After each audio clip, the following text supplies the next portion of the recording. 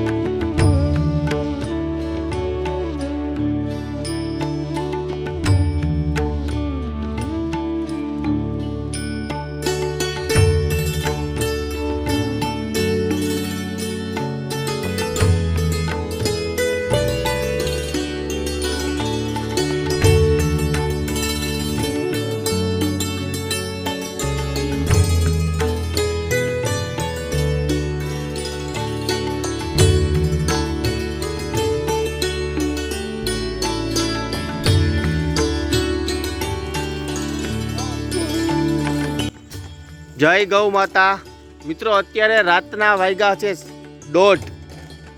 આપણી ઘડિયાળમાં જોઈ લ્યો 1:30 વાગી ગયો હે ને અમારા બળદ આશ્રમે અત્યારે બધા અમારા મિત્રો વર્ગી ગયા છે। અમારા બાપુ ને બધાય ફૂલ કામ કરીએ છે કેમ કે વરસાદ વહેલો પહોંચી જવાનો છે અને અમારો અહીંયા શેડ ઊભો થયો નથી એટલે રાતને દી જોયા વગર અત્યારે હટાહટી બધા વર્ગ્યા છે બધા મિત્રો। કાં ઝીણિયા, આ અમારો ઝીણિયો, આની ફૂલ સેવા હે। રાતના 1:30 વાગ્યા હજી ચોટી અમારો જીલુડો, બાપુ, સાગરભાઈ, મામા, રાકેશ, બાકી અમારા કારીગરો, કવિરાજ માથે બાંધીને બધા રાતના 1:30 વાગ્યા સુધી વર્ગ્યા છે ભાઈ। હજી સવાર પડી ગયા છે હજી। હા હજી સવાર પર કન્ટિન્યુ શેડનું કામ કરવાનું હોય। જોયું વાં હાલે છે ને બળદો અમારા અહીંયા બેઠા છે એ સાથ સહકાર આપે અમને। આડે નડતા નથી, નગર અમુક નડતા હોય આડું નાડું ઊભું નાડું ગમે એમ કહીને હાઈન પાડું।